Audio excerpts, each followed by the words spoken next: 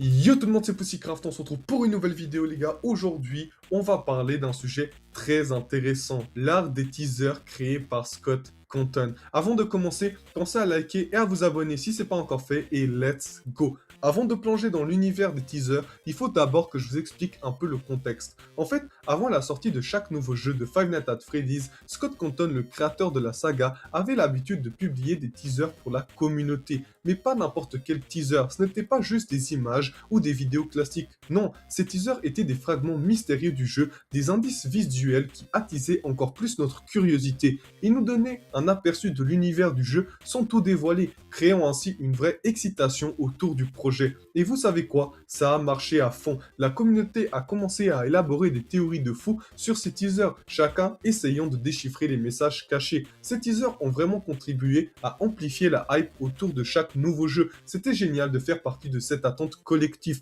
Maintenant, sans plus attendre, plongeons dans le monde fascinant des teasers de Scott Compton.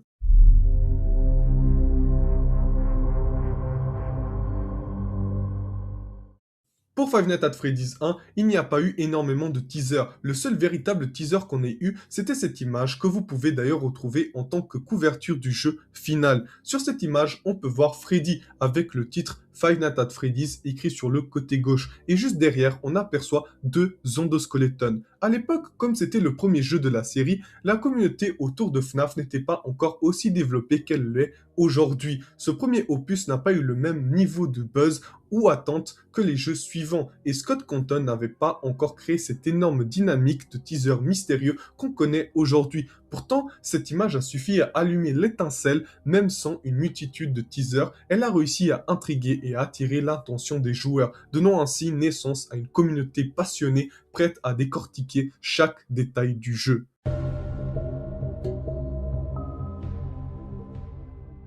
Avec Five Nights at Freddy's 2, on a eu beaucoup plus de teasers. Le tout premier teaser que Scott Compton nous a présenté était une image de Freddy. Enfin, c'est ce que tout le monde pensait au début. Mais en y regardant de plus près, on se rendait vite compte que ce n'était pas du tout le même Freddy que celui du premier jeu. Il y avait plusieurs différences visibles entre les deux animatroniques. Et en bas à droite, on voyait aussi un message en gros annonçant Grand Reopening avec un grand 2 rouge. Ce qui laissait entendre qu'on allait découvrir quelque chose de nouveau. Ensuite, Scott nous a montré un autre teaser, cette fois avec les deux versions de Bonnie, Toy Bonnie à droite et Wizard Bonnie à gauche, ce qui nous a permis de comprendre qu'il y aurait deux types de nouveaux animatroniques dans FNAF 2. Au début, les fans ont pensé que les animatroniques abîmés étaient ceux du premier restaurant, mais on s'est vite aperçu qu'ils étaient différents et ce teaser laissait clairement entendre qu'on allait entrer dans une toute nouvelle ère d'animatroniques.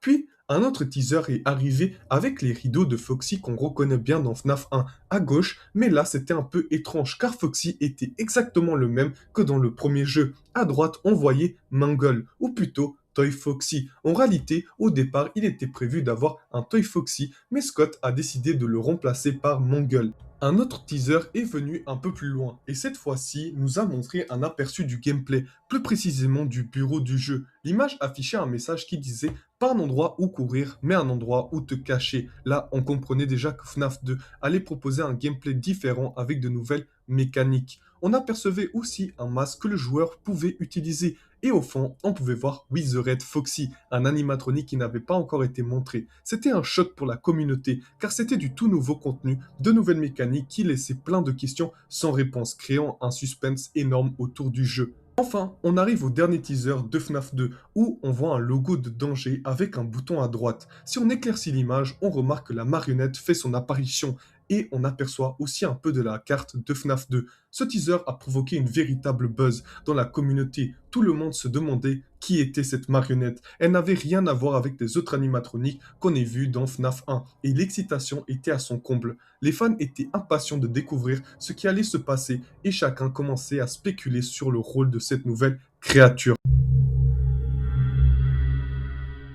Pour les teasers de Five Nights at Freddy's 3, Scott Compton a vraiment joué avec les chiffres et les lumières. Le premier teaser qu'il nous a montré était un simple écran noir, avec écrit Offline. Si on éclaircit l'image, on peut apercevoir en bas à gauche la phrase Jusqu'à la prochaine fois. Ce teaser nous laissait dans l'ombre sans trop nous dévoiler ce qui nous attendait dans le prochain jeu. C'était véritablement le genre de teaser qui maintenait le mystère et attisait la curiosité. Le deuxième teaser, cependant, a fait énormément réagir la communauté. On y voit un animatronique totalement inédit, quelque chose de complètement différent de tout ce qu'on a vu jusqu'à présent. Et en plus, il y a écrit je suis toujours là. Si on augmente la luminosité de l'image, on peut distinguer un peu mieux l'animatronique et en bas à droite, on remarque le chiffre 3. Ce teaser a provoqué un véritable buzz car personne ne savait quoi penser de cet animatronique. Beaucoup l'ont appelé Golden Trap ou Fred Trap, mais on ne savait pas s'il s'agissait d'un lapin ou d'un ours comme Freddy. Des fans ont même essayé de superposer des images pour comprendre, mais ça n'a pas vraiment apporté de nouvelles informations. C'était une vraie énigme. Ensuite, Scott nous a balancé un autre teaser, avec cette fois un numéro 3 lumineux et une boîte remplie de masques des animatroniques des précédents jeux, comme Toy Chica, Balloon Boy, Mongol et Toy Bonnie. En éclaircissant l'image, on voit un peu mieux l'animatronique qui était partiellement caché dans le teaser précédent. Et là, surprise, on se rend compte que l'animatronique en question est un lapin, et non un ours comme on l'avait cru au départ. Cela donnait encore plus de mystère sur cette créature et sur son rôle dans FNAF 3. Après ce teaser, Scott nous a laissé encore plus dans l'incertitude avec un écran noir affichant la phrase « Il le fait toujours », cette fois en couleur violette. Les fans ont rapidement fait le lien avec Purple Guy alias William Afton. Si on augmente la luminosité de l'image, on ne découvre rien de plus, juste cette phrase étrange et une couleur mystérieuse. Cela a soulevé beaucoup de questions. Cet animatronique a-t-il un lien avec William Afton? Est-ce que l'histoire de la toute première pizzeria allait être enfin révélée? Puis Scott a dévoilé un autre teaser, et cette fois, on pouvait apercevoir un peu de la carte de FNAF 3. En éclaircissant l'image, on distingue des ventilations, ce qui nous a fait comprendre que dans ce jeu, les animatroniques pouvaient aussi se déplacer à travers les conduits d'aération, ajoutant ainsi une nouvelle mécanique de gameplay. C'est vrai que Scott adorait jouer avec l'obscurité pour ses teasers, mais c'était toujours un plaisir de découvrir soi-même les indices cachés dans l'ombre. Dans les teasers suivants, Scott a commencé avec cette idée de compte à rebours. Dans l'un de ses teasers, on voit Balloon Boy en mode fantôme. En éclaircissant l'image, on découvre le chiffre 10. Le texte devine qui apparaît aussi. Ce teaser nous a un peu mis sur la voie. On savait que c'était probablement Balloon Boy, mais la question était pourquoi était-il en mode fantôme? Et ce devine qui laisse peut-être entendre qu'il y avait d'autres animatroniques à venir. Un autre teaser a montré deux nouveaux animatroniques qui allaient apparaître dans FNAF 3, Foxy et Chica. Ce n'était pas n'importe quel Foxy, mais celui de FNAF 2. Et pour Chica, c'était celle du premier jeu. Le texte affiche était c'est tout dans la tête, ce qui nous a bien mis dans l'ambiance de FNAF 3, où la frontière entre la réalité et les hallucinations est un peu bizarre, car les animatroniques sont là, mais en même temps ils sont pas là. Le compte à rebours dans le teaser ne dura pas bien longtemps car Scott a sorti le jeu peu de temps après, répondant enfin à toutes les questions laissées en suspense. Normalement, les teasers de Five Nights at Freddy's 3 devaient marquer la fin de l'histoire. Scott Compton avait annoncé qu'il ne comptait plus faire de nouveaux jeux et qu'après FNAF 3, l'histoire serait terminée. Avec tous les indices qu'il avait laissés dans les teasers et dans les jeux, on pouvait à peu près deviner le fil conducteur du jeu et de l'univers, donc l'histoire. Pourtant, un problème est survenu. Les fans ont commencé à se plaindre des jumpscares dans FNAF 3. Il se trouvait que l'intensité avait diminué par rapport au jeu précédent. Il faut dire que comparé à FNAF 1 et 2, le moment de peur et de tension semblait moins marquant et certains ont estimé que le jeu avait pris un virage un peu trop éloigné du style originel. On peut comprendre cette frustration car le premier et le deuxième jeu étaient vraiment intenses avec des jumpscares qui te laissaient sans voix. FNAF 3, bien qu'innovant et intéressant sur plusieurs points, a un peu changé cette dynamique. Mais voilà, quand tout le monde pensait que Scott allait enfin arrêter là, il a fait un truc qui a complètement retourné la situation. Il a publié un tout dernier teaser qui a laissé la communauté en ébullition.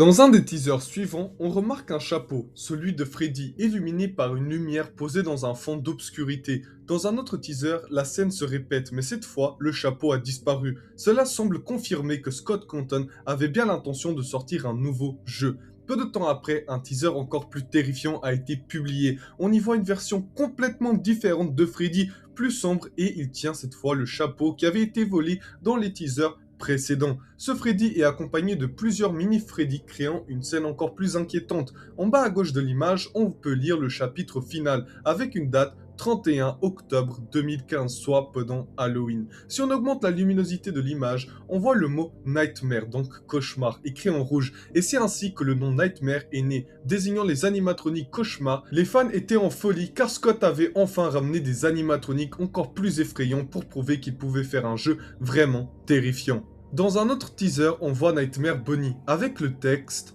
est-ce que c'était moi? Ce teaser faisait référence à la morsure de 83, une théorie que les fans avaient à l'époque. Certains pensaient cependant que c'était la morsure de 87. Les fans sont alors lancés dans une spéculation pour identifier quel animatronique avait causé cette tragédie. Ensuite, Scott a montré Nightmare Chica et Nightmare Foxy avec les mêmes textes. Est-ce que c'était moi et ou moi. Foxy d'ailleurs a une langue qui n'apparaîtra jamais dans le jeu final. Juste une petite parenthèse intéressante.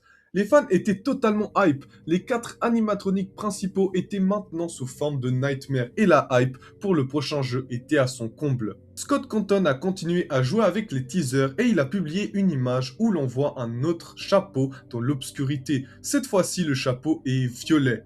En bas à droite de l'image, si on illumine un peu, on peut lire propriété 2, 3 petits points. Mais la suite reste floue, créant encore plus de mystère. Cependant, les fans toujours aussi perspicaces ont réussi à déchiffrer la suite. Propriété 2, Fredbear Family Diner. La hype était devenue encore plus intrigante. On allait enfin parler de la Family Diner, un lieu essentiel à l'histoire de la saga, et peut-être découvrir ce qui s'était vraiment passé là-bas. Les théories allaient bon train, et il était clair pour tout le monde que l'animatronique en question avec ce chapeau violet était Golden Freddy alias Fredbear. Pour maintenir cette tension, Scott a dévoilé un autre teaser. Cette fois, on a vu une version de Fredbear avec un nœud papillon violet. Et là, il est vraiment terrifiant. Le retour de Fredbear dans cette forme cauchemardesque a alimenté l'excitation des fans. Mais Scott ne s'est pas arrêté là. Il a publié encore un teaser, cette fois montrant un petit lapin assis sur une chaise. Lorsqu'on éclaircit l'image, on peut voir une mini version de Springtrap. Sur l'image, on peut clairement lire des choses terribles arrivent dans des petits emballages. Cette scène a semé beaucoup de confusion parmi les fans. Qui est cet animatronique et pourquoi est-il dans une maison comme le suggèrent les fenêtres présentes sur l'image? Une fois le jeu sorti, Scott Conton a ajouté une image sur son site avec le message «La fin, merci d'avoir joué». Même lorsqu'on éclaircit l'image, il n'y avait rien d'autre à découvrir. Cependant, Scott a fait un petit détail supplémentaire en ajoutant un merci accompagné des animatroniques comme on avait vu dans tous les jeux. Chaque fois qu'on se rendait sur le site, on voyait la même photo, mais avec quelques variations. À chaque visite, les animatroniques devenaient de plus en plus mignons, ce qui rajoutait encore plus de mystère et de charme à l'univers du jeu.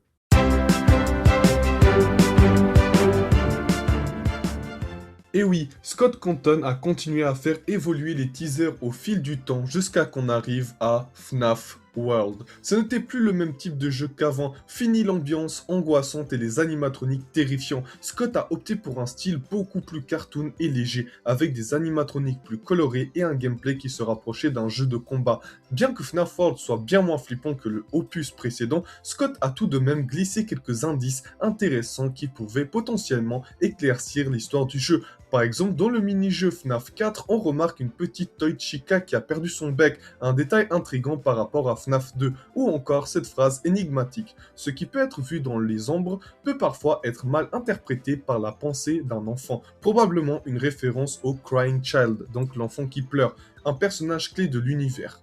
Enfin, il y a cette phrase, 4 jeux, une histoire, ce qui nous fait comprendre que tous les jeux étaient liés entre eux. Si on voulait des réponses à nos questions, il fallait vraiment fouiller dans tous les jeux interconnectés. C'était donc tout pour FNAF World, qui a continué à teaser sa sortie avec quelques messages, notamment la date de lancement. Mais ce n'était pas fini, Scott est également revenu sur des teasers pour annoncer un DLC spécial Halloween pour FNAF 4. Ces teasers nous ont montré des versions modifiées et effrayantes des animatroniques. On a eu Balloon Boy, la marionnette, Mongol et Chica, chacun dans sa version Halloween avec un design encore plus terrifiant. Le DLC de FNAF 4 pour Halloween était vraiment super et a donné aux fans un petit plus en matière d'ambiance et de contenu. Puis, il y a un teaser particulièrement étrange, un écran totalement noir, rien, Même en illuminant la photo au maximum, on ne voyait rien. Mais peu à peu, Scott a ajouté des éléments dans cet écran noir. Parfois, en éclaircissant l'image, on pouvait voir des détails bizarres qui ne faisaient aucun sens au premier abord. Et qu'est-ce que ça pouvait signifier?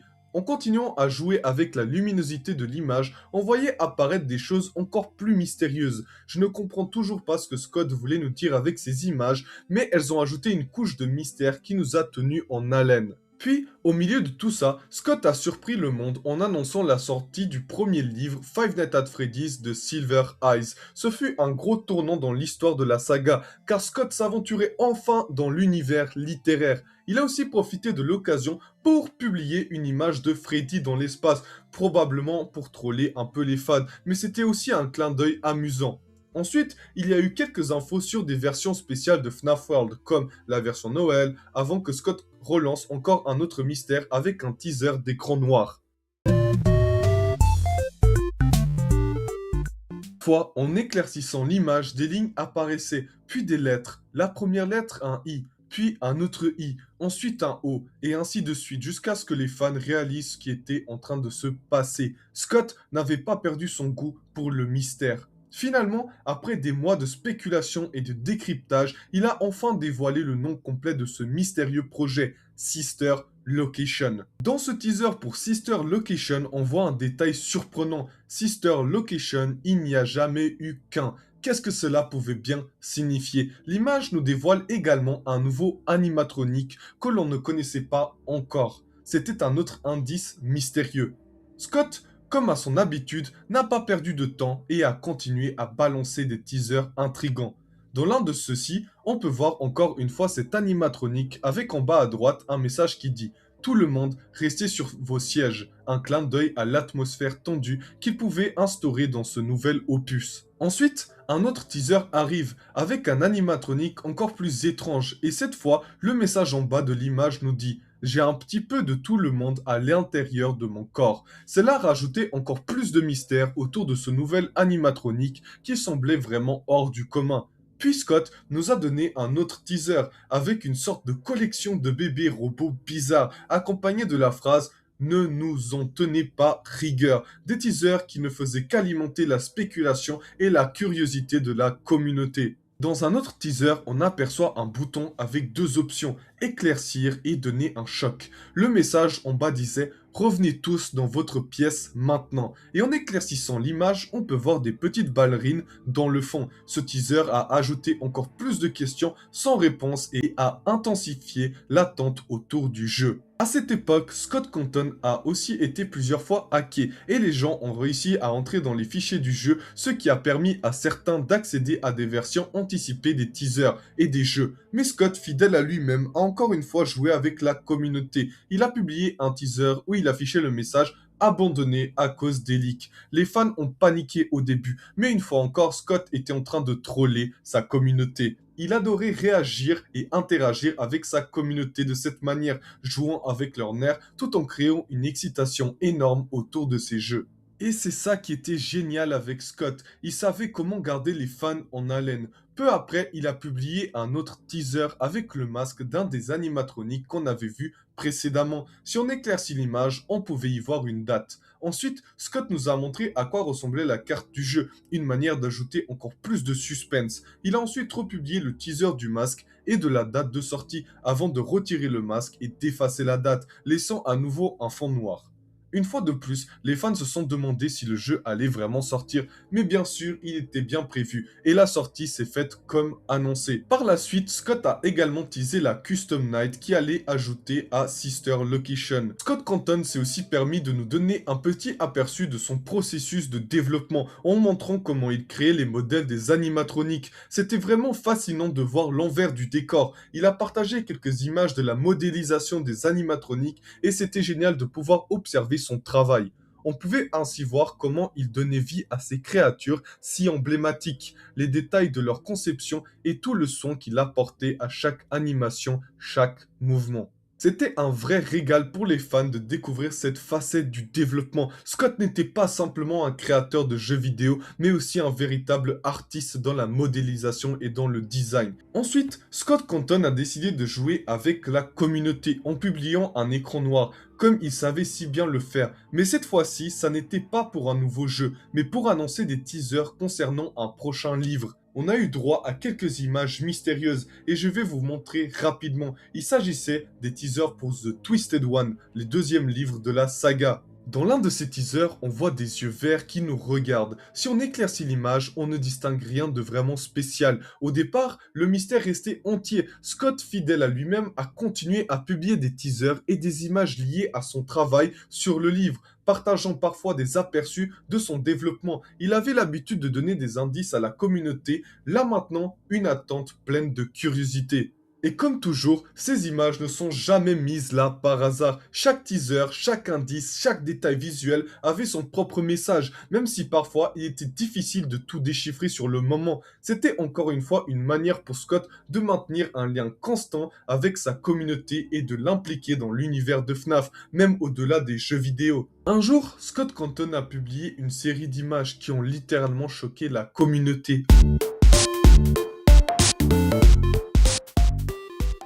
On y voit Freddy avec un arc-en-ciel derrière lui et un style graphique presque 8 bits. On aurait dit une référence à Nyan 4, ce qui a fait penser à tout le monde que le jeu allait prendre une tournure complètement différente de tout ce à quoi on était habitué. C'était déconcentrant, on avait du mal à comprendre ce que Scott voulait faire. En parallèle, il continuait à publier ces images énigmatiques avec ses yeux mystérieux, mais on n'arrivait toujours pas à saisir leur signification exacte. Cependant, on sentait qu'il y avait quelque chose qui allait se passer. Et puis un jour, Scott a lâché un teaser qui a laissé tout le monde sans voix. Freddy Fazbear Pizzeria Simulator arrive bientôt. À ce moment-là, les gens étaient totalement fous. On se demandait tous pourquoi FNAF est devenu ça. Où est passé l'aspect terreur qui nous faisait frissonner? Beaucoup pensaient que c'était juste un jeu banal, un peu comme un simulateur de pizzeria, sans grande intrigue, sans horreur. Mais Scott, une fois de plus, avait réussi à nous avoir. C'était un prank depuis le début. Au départ, on croyait vraiment que c'était juste une blague, un jeu léger sans profondeur. Mais bien sûr, comme toujours avec Scott, il nous avait piégés. Une fois le jeu lancé, c'est là qu'on a compris. Il n'avait pas abandonné son côté terrifiant.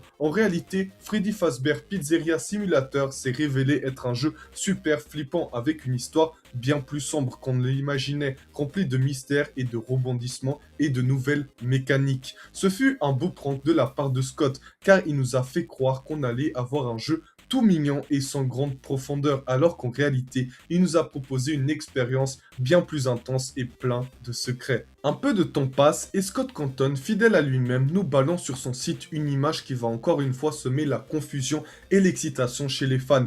Une grille avec des cases sur fond noir, quadrillé. Il n'a pas donné plus de détails, mais les fans ont vite compris que ce teaser annonçait quelque chose de spécial. La Custom Night. Les théories ont fusé de tous côtés. Pourquoi une grille avec autant de cases? Est-ce qu'on allait avoir plus d'animatroniques que dans les précédents jeux? Quelle direction allait prendre cette nouvelle nuit personnalisée? Petit à petit, Scott a commencé à dévoiler les animatroniques et là on a compris. Il allait y faire une nuit personnalisée à la FNAF 1, 2 et 5 avec une quantité impressionnante d'animatroniques. Mais ce n'était pas tout. Scott a continué à balancer des teasers, cette fois pour nous montrer l'évolution du jeu. On a vu le bureau en train d'être construit avec une barre de chargement comme si les animatroniques étaient en train d'être codés, ce qui était vraiment stylé de sa part. Ce genre de détail a rendu l'expérience encore plus immersive pour la communauté. Scott n'a pas hésité à lâcher quelques indices sur les nouveaux animatroniques qui allaient apparaître et ça n'a fait qu'augmenter l'anticipation. On a vu Didi, nouveau animatronique, Shadow Bonnie, Plush Trap, Nightmare Chica, Bonnette, les petites ballerines et Lolbit. C'était comme un dernier avant-goût de ce qui allait nous attendre, mais il a gardé un dernier secret, un animatronique mystérieux sans nom, mais qui faisait immédiatement penser à Fredbear, le tout premier animatronique original. Finalement, le jeu est sorti avec une version qu'on connaît bien aujourd'hui, remplie d'histoires, de règles complexes et une 8-50-20 quasiment impossible à compléter, mais qui a pourtant été triomphée par de nombreux joueurs. Encore une fois, Scott a réussi à étonner et à maintenir les fans en haleine avec une difficulté extrême qui a donné lieu à des défis mémorables.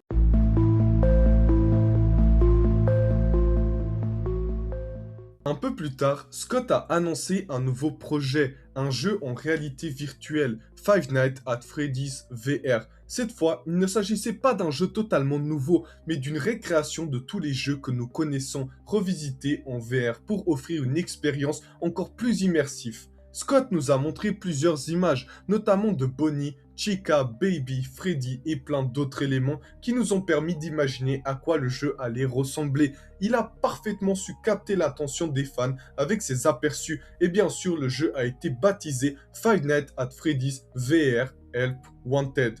Une expérience unique qui nous plongeait encore plus profondément dans l'univers de FNAF, mais cette fois avec la réalité virtuelle. Un autre teaser énigmatique que Scott Conton a publié, c'est ce qu'on appelle le teaser 58. Ce teaser a laissé beaucoup de fans perplexes. On y voit plusieurs messages provenant de la communauté, certains un peu critiques, voire méchants envers Scott. Mais ce qui a surtout retenu l'attention des fans, c'était la référence à Freddy in Space 2, un clin d'œil à un jeu qu'on avait déjà vu sous forme de troll avec Freddy in Space 1. C'était typiquement un troll de Scott qui aimait bien jouer avec les attentes des fans, et comme d'habitude, ça a provoqué une énorme réaction dans la communauté. Tout le monde se demandait si ce teaser annonçait vraiment quelque chose ou si c'était encore une de ces blagues.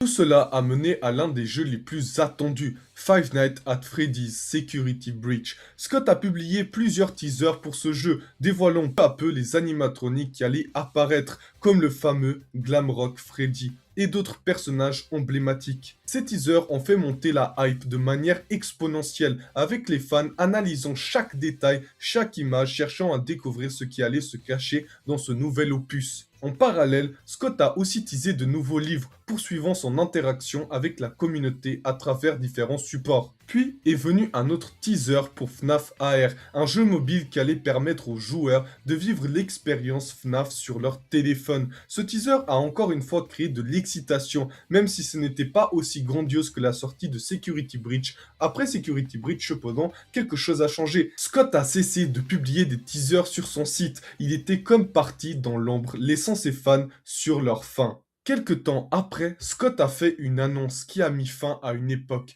Il a révélé qu'il prenait sa retraite de l'univers Five Nights at Freddy's. Il a expliqué qu'il voulait consacrer plus de temps à sa famille et qu'il était extrêmement reconnaissant envers sa communauté pour toutes ces années passées ensemble. Il nous a remerciés chaleureusement pour avoir été une partie de cette aventure et pour tous les bons moments que nous avons passés à jouer et à découvrir les innombrables easter eggs qu'il avait soigneusement cachés dans ses jeux. C'était un véritable moment émouvant car Scott a véritablement changé la façon dont les créateurs de jeux interagissent avec la communauté. Il n'a pas seulement fait des jeux, il a créé une véritable connexion, un dialogue constant avec ses fans, ce qui a permis de rendre l'expérience de FNAF bien plus que celle d'un simple jeu. La communauté s'est soudée autour de cette série et c'est une grande partie grâce à la manière unique dont Scott a tordu les attentes des joueurs et les inviter à explorer, théoriser et bien sûr trembler de peur. Tout cela a fait de Five Nights at Freddy's bien plus qu'un simple jeu vidéo. C'était une aventure collective et Scott Conton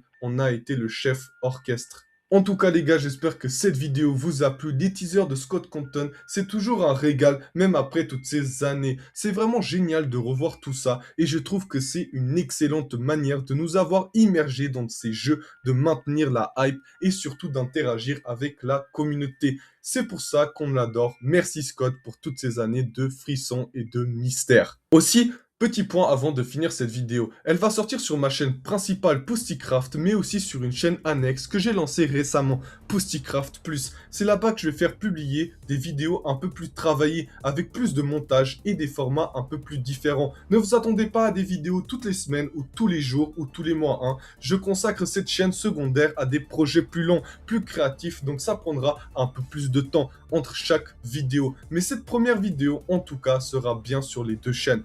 Alors comme d'habitude, n'oubliez pas de liker et de vous abonner si ce n'est pas encore fait. À la prochaine, c'était Pussycraft et je vous dis ciao.